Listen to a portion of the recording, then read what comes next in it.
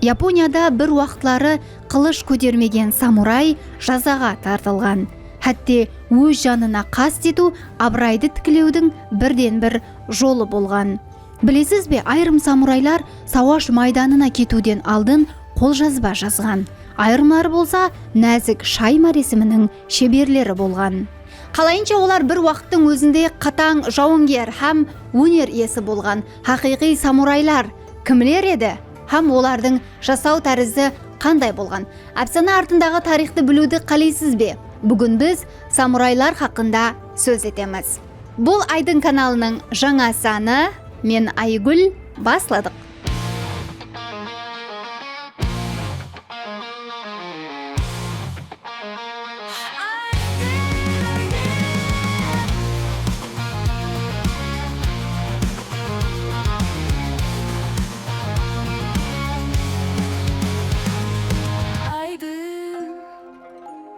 Тоғызыншы, 10-шы әсірлерде, яғни Хейин дәуірі дауамында Япония тарихында жаңа жәмиетлік сияси қатлам самурайлар қалыптесе басылады. Бұл дәуірде Япония тарихында салыстырмалы тынышлық хүкім сүрген. Бірақ бұл тынышлық тек пайтаxt Киотода сезілген. Тек арында бұл мемлекеттің көпшілік аймақларында орайлық хүкіметтің әмелде күші болмаған. Бұл орайласпаған сияси система Японияда күшлі һәм өз хүкімранлығын орнатқан жергілікті ақсүйеклердің пайда болуына тикар жаратты. Орайлық хакимият, яғни император сарайы тек рәсми дәрежедегі күшке ие болған.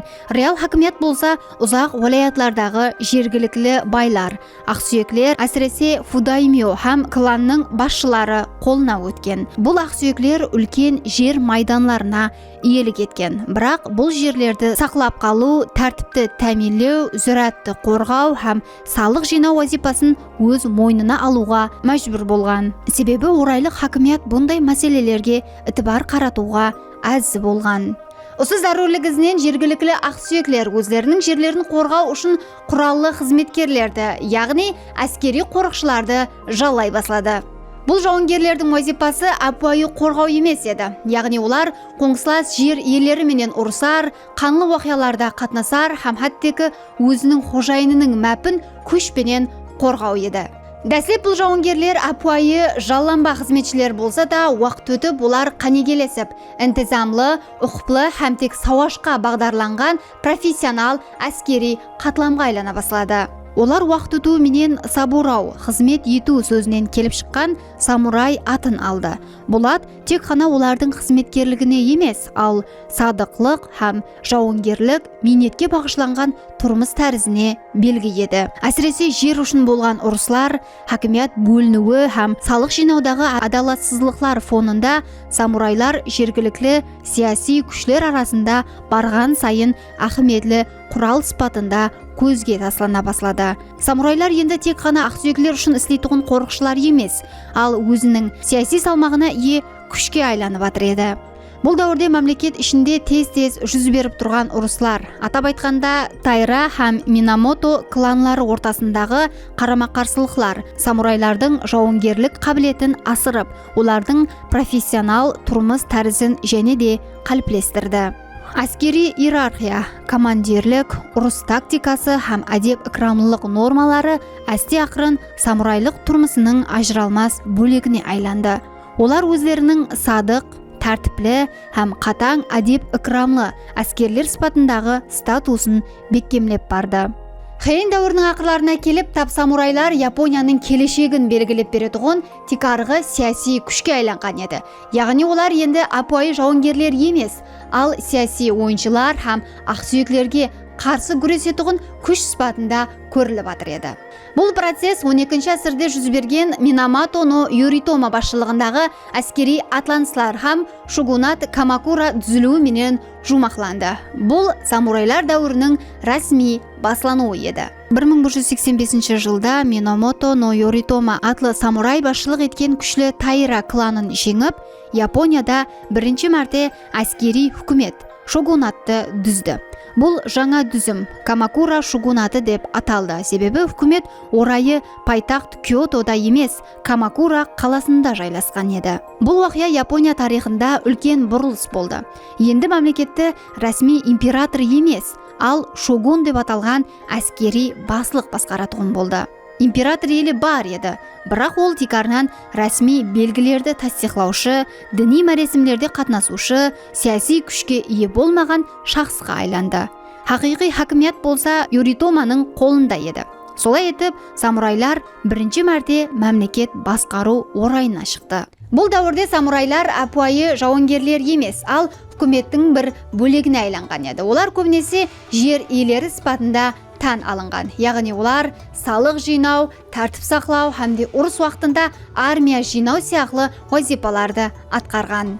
Олар өз қызметлерінің есесіне жер, атақ абырай һәм қаржылық еркінлікке еріскен. Сондай-ақ оларға берілген жер әулеттен әулетқа мирас болып өтетін болған. Соның ішінде олар өздерінің ұстазларына, ямаса даймиоларына садық болған. Самурайлық енді тек жауынгерлік өнері емес, ал социалдық статусқа айланған еді. Олар әскери қызметтің есесіне айлық емес, ал жер түріндегі сыйлық алған.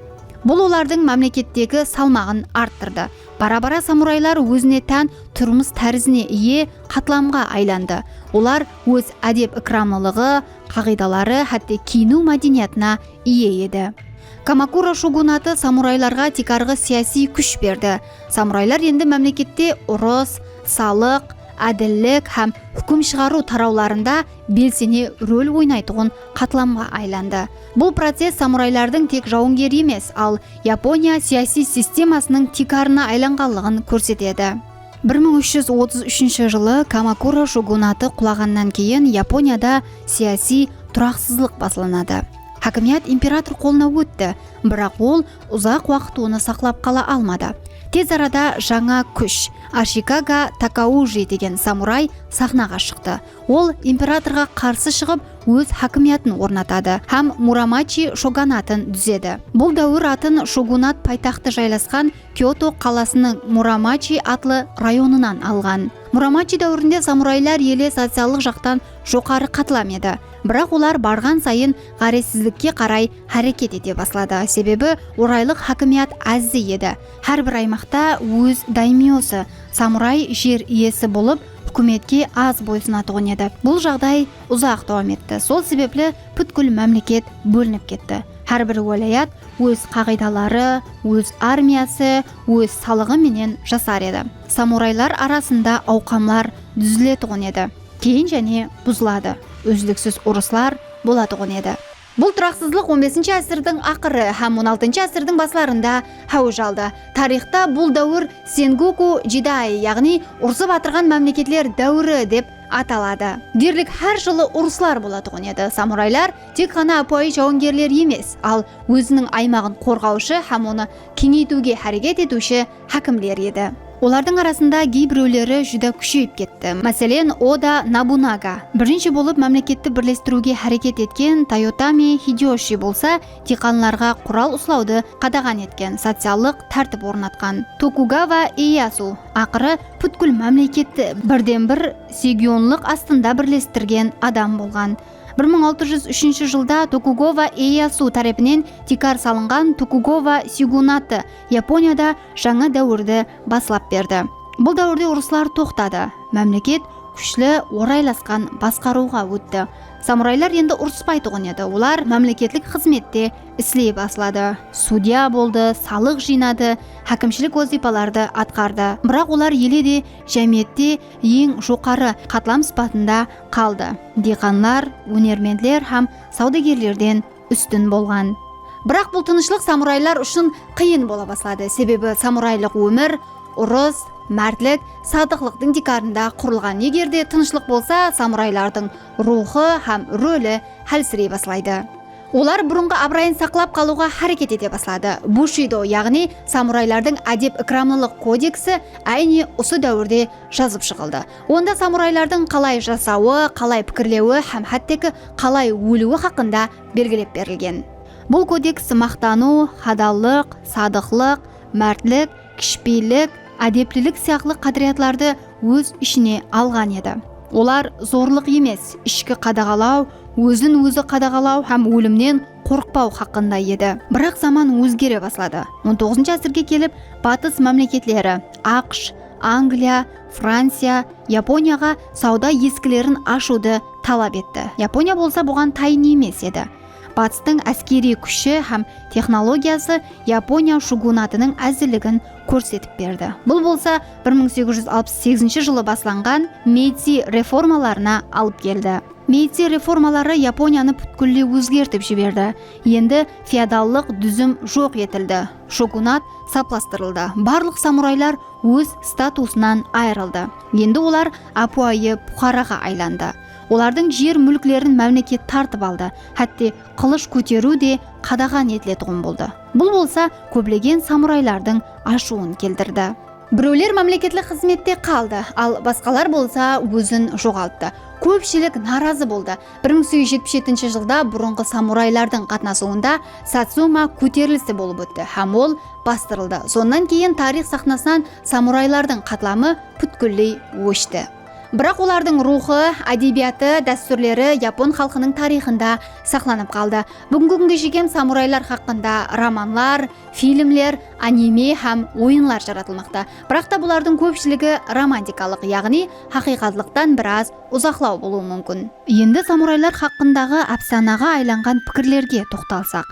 Самурайлар тек қана ұрсу менен емес, ал өзіне тән әдеп икрамлылық, тұрмыс тәрізіменен де ажыралып тұрған. Олардың тұрмысына жол көрсетіп тұрған қағидалар топламы Бушидо деп аталған. Бұл сөз жауынгерлердің жолы деген мәністі аңлатады. Бушидода ең ахметлі нәрсе садықлық еді. Самурай өз қожасына, кланы яки шугунына бүткіл денесіменен садық болуы керек еді. Егер оған бір тапсырма берілсе, ол оны орылау үшін жанын да аямаған. Хәтте қожасы надұрыс болса да, оған садықлықты бұзу үлкен ұят есапланған.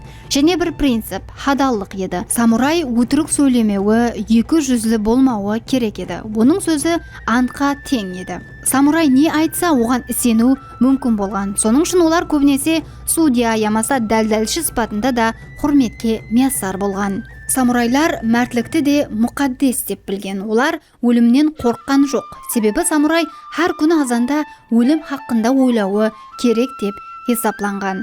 Бұл пікір оларға тынымсыз ескертіп тұрылған. Өмір өткінші, бірақ қалай жасап атырғаның ахметлі. Егер самурай мәрт болмаса, ол самурай емес. Кәміллік, мақтаныш, мейірім шапаат, өзін өзі қадағалау сияқты қадіретлер да Бушидоның ішінде болған. Самурай күшлі болуы керек, бірақ күшін бейгүнә адамларға жұмсамауы керек. Ол хаяллар, балалар, қарыларды құрмет етуі, хәлсізлерге жәрдем беруі керек еді. Самурай тек жауынгер емес, бәлкі жақсы инсан да болуы керек. Бірақ самурайлық өмірдің ең ауыр тарифі өлімге мүнәсібет болған. Самурай өз намысы үшін жан беруге тайын еді. Егер ол ұятсыз іс қылса, қожасына қиянет етсе, ямаса тапсырманы орылай алмаса, ол сеппуку қылу арқылы өзін жазалаған. Сеппуку кейде харакири деп те аталады. Бұл өз қарнын ямаса ішін өз қылышы менен жарып жан беру деген сөз еді. Бұл жүдә ауыр, бірақ та самурайлар үшін бұл ар намысты қайта тікілеудің жолы болған. Яғни олар сеппуку қылу арқылы өз шаңырағының абырайын сақлап қалған. Айрым жағдайларда бұны қожайынының бұйрығы менен істеген һәм хәттегі мәресім көрінісінде де болып өткен. Яғни оған достары, гуалар һәм жәрдемшілер қатнасқан һәм ақырында жәрдемші оның басын кесіп, ауруды жұмақлаған. Самурайлар үшін құрметпенен өлу тірі қалып ұят ішінде жасаудан абзал. Олар үшін өмірдің қадірі бар еді. Бірақ ол қадіретлар садықлық һәм ар намыспенен байланысы еді. Бұл тәріптері самурайлықты апуайы жауынгерліктен ажыратып тұрған. Бүгін Бушидо кодексі да, сеппуку әдеті де жоқ. Бірақ самурайлар мінез құлқы япон мәдениетінде адамларда елге шекем сезіледі. Жұмысқа садықлық, хадаллық, тынымсыз өз үстінде іслеу, бұлардың барлығы айемгі самурай рухы менен байланысылы қадіретлар. Самурайлар айемгі Япония әскери аристократиясының уәкіллері болып, олардың құраллары тек қана сауаш үшін емес, бәлкі үріп әдет, философия һәм социалдык статус көрінісі де еді. Ең белгілі құрал әлбетте катана деп аталатығын имек қылыш болып, ол самурайдың рухы есапланған. Катана өзінің өткірлігі, тең салмақлылығы һәм шеберлік пенен істенгені менен ажыралып тұрады. Әрбір катана жыллар, хәттегі 10 жыллар давамында ұсталар тарапынан жетілістірілген. Самурайлар бархолла 2 қылыш тағып жүрген. Бұл дәстүр дайшо деп аталған. Үлкен катана һәм кішірек вакизаши. Вакизаши кейде самурай үйде ямаса абадатта болса да қасында болған. Себебі ол өзін өзі өлтіру мәресімінде қолданылған. Сеппуку бұл самурай үшін масқарашылықтан құтылу жолы. Өз абырайын тікілеу ұсылы еді. Және бір ахметлі құрал жоми, ұзын оғжай еді. Самурайлар оғжай шеберлігін көркем өнер дәрежесіне алып шыққан. Сауашыларда ат үстінде жүріп ату, ямаса ябусами өзіне тән шынығу һәм әскери көргезбе есапланған. Япон оқларын соғуда да эстетика һәм рухи таярлық тикарығы рөл ойнаған. Самурай үшін әрбір харекет ету, әрбір соққы, медитация, өзін жеңу менен байланыслы процесс еді. Айрым дәуірлерде олар нагината пышақ, ямаса найза менен ұрысқан. Әсіресе хаял самурайлар көбінесе нагинатадан қолданылған, себебі ұзақтан хүжім ету һәм қорғану үшін қолай болған. Самурайлар заманауи снарядтар һәм оқ атар құраллар пайда болуынан алдын жарылушы ямаса жақтылық шығарушы затлардан да пайдаланған. Бірақ олар бұндай ұсылардан аз пайдаланған, себебі дұшпанның көзіне қарап тікке ұрсу бушидо адеп икрамлылық кодексінің тикары болған. Құрал таңлау самурайлардың жеке мінезіне де байланыслы еді. Біреулер қылышта шебер болса, біреулер оқжайда, ал басқалар болса стратегияда үстем болған. Әрбір құрал жауынгерлік ұсыл, рухи жағдай һәм үріп-әдетлердің үнлеслігінен ібарат. Самурайлар тұрмысында хаяллар да бар қолы ахметлі, бірақ көбінесе көзге көрінбейтұғын рөл ойнаған. Сырттан қарағанда самурай бұл тек ер адамлар қатламы сияқлы көрінеді, бірақ бұл түсінік бір тәреплеме. Негізінде бұл системада хаяллардың мойнында да үлкен жүк тұрған. Олар тек перзентті дүнияға келтіруші емес, ал жауынгер, қожалық басқарушысы һәм ең ахметлісі рухи тұрақлылықты тәмелеуші күш болған. Хаял жауынгерлер онна бугейша деп аталған. Олар ер адамлар қатарында жауынгерлік таярлықтан өткен. Сауашыларда қатынасқан һәм әсіресе һәм қорғанларды қорғауда тикарғы рөл атқарған. Олар көбінесе нагината деп аталатығын ұзын пышақ пенен құралланған. Бұл құрал хаяллар үшін қолайлы болған, себебі ол дұшпанды ұзақ аралықтан жарақатлау имканиятын берген. Олардан ең атақлылары Томое Гозен ямаса Накано Такеко сияқлы хаяллар самурай тарихында хақиқи жауынгерлер сипатында ат қалдырған. Бірақ та көпшілік самурай хаяллардың тикарға сауаш майданы үй болған. Яғни олар ұрысқа кеткен ер адамлардың мал мүлкін сақлаған, суын, жерін басқарған һәм салық, өнім сияқлы мәселелерді шешкен. Бұдан сықары ер адамлар жоқ уақытта олар саяси қарарлар да қабыл еткен. Бұдан сықары олар перзент, әсіресе ер балалар тәрбиясына да жауапкер болған. Баласы болашақ самурай тарапынан тәрбияланған, бірақ та оның тәрбиясы тек қана әскери өнер менен шекленіп қалмаған.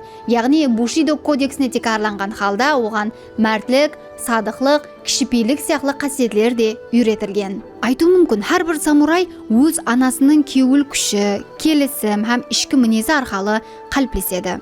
Самурай ер адамлары хаялларды мұдамы қорғалуы керек болған әзін саллар сипатында көрмеген. Олар хаяллардың садықлығын, сергектілігін һәм сенімлілігін қадірлеген. Сол себеплі айрым деректерде самурайлар өмірлік жолдасы ямаса анасының разылығысыз үлкен қарарлар қабыл етпеген деп көрсетіледі. Егерде самурай өзін сеппуку қылса, оның хаялы да қатынасқан, ямаса ол да өз жанына қаст еткен. Бұл арқалы шаңарақ ар намысын қорғау болған. Бұл әлбетте заманауи көзқараслар менен бақаланса ауыр сезіледі. Бірақ самурай менталитетінде бұндай пидайлық хүрмет белгісі болған.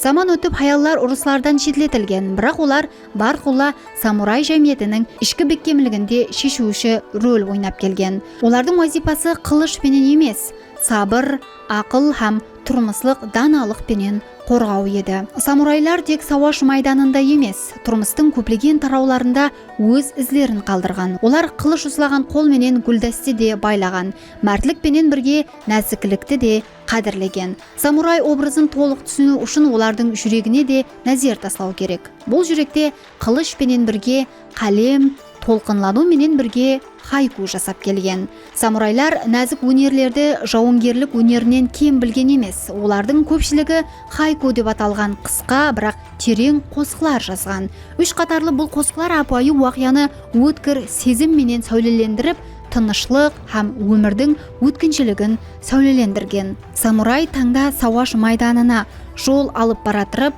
соңғы хайкусын жазып қалдырған жағдайлар тарихта көп ұшырасады. Шай мәресімі және бір мұқаддес әдет. Көпшілік бұны апай шай ішу деп ойлайды, бірақ та бұл үнсізлік, сабырлық һәм диққатты жемлеу шынығуы есептелінеді. Самурайлар шай таярлауда әрбір әрекетті хүрметпенен орлаган, яғни бұл оларға сауаш алдынан сананы тазалау һәм рухи жақтан тең салмақтылыққа ерісуге жәрдем берген. Самурайларда болса көркем жазу өнері тек қана текст емес, характердің көрінісі деп қаралған. Қағаз үстіндегі әрбір сызық ішкі тәртіп, рухи жағдай һәм сергектілікті сәулелендірген. Самурайлар әріплерді қатаңлықпенен, бірақ ішкі тынышлықпенен сызған. Бұл болса олардың жауынгерліктен тысқары данышпан сипатында да жетілістірген. Бағыманшылық, әсіресе таслардан құралған япон бағлары самурайлар үшін философиялық шынығу болған. Ағашты кесу, тасты орнату, ямаса су ағымын бағдарлау, бұл әмелер ішкі дүнияны тәртіпке салу құралы сипатында орыланған. Олар үшін бақ ұрыссыз аймақ, тынышлық, тымсалы болған. Самурай үшін сауаш бұл сыртқы іскерлік, көркем өнер болса ішкі сапар еді. Олар қылышпенен қарсыласып, көркем өнерменен болса өз нәпсін жеңуге әрекет еткен. Нәзіктік һәм тәртіп үйлесімі самурай тұрмысының ең терең қатламларынан бірі болып қалған. Бүгінгі Японияға нәзер тасласаңыз, қылыш ұстаған самурайларды көрмеуіңіз мүмкін, бірақ олардың рухы жәметлік тұрмыстың әрбір қатламында жасап жатыр. Заманауи японлар өз жұмысына, ұстазларына һәм жәмиетке болған садықлығы менен еле де бушидоның ізбасары сияқты жасайды. Әсіресе корпоратив мәдениетта қызметкерлердің жұмысқа бүткіллей берілуі, жұмыс уақытының ақырына шекем қалып ізлеуі, шаңыраққа қарағанда компанияны үстін қоюы, бұлардың барлығы самурайша садықлықтың заманауи талқылануы болып есептелінеді. Мектеп системасында да бұл рух сезіледі. Оқушыларға тек білім емес, ал әдеп икрамлылық, тәртіп интизам, топар менен ислесу, қарарларды өз мойнына алу сияқты қадіриyatlар үйретіледі. Әрбір мектеп формасы, әрбір сап тарту самурай әдеп икрамлылығының бір бөлегі. Спорт, әсіресе кендо, дзюдо, кюдо сияқты милли бағдарлар самурайлардың ішкі һәм сыртқы жақтан жеңілмеуге ұмтылған философияны сақлап қалған. Бұл спорт түрлері физикалық күшке қарағанда өзін жеңу, басқару, хадаллық һәм хүрметке үйретеді. Кинематография һәм ғалабалық мәдениетті болса, самурайлар романтиклестірілген болуы мүмкін, бірақ олардың артында реал, тарих һәм әдеп икрамлылық із қалдырған тұлғалар жатады. Әрбір фильм, аниме, ямаса видео ойын бұл рухи мирасты заманауи әулетқа еслетудің жаңа түрі есептелінеді. Япониядағы апайы жағдайлар. Есікке кіргенде аяқ киімді шешіп кіру. Кімдір сөйлескен уақытта тынышлықты сақлау. Сөзбенен емес, әрекетпенен пікір білдіру. Самурай тұрмысының қалдықтары. Олар бүгінгі күнде жәмиетте жоғалды, бірақ та японлардың санасында, ядында һәм мәдениетінде жасап қалды.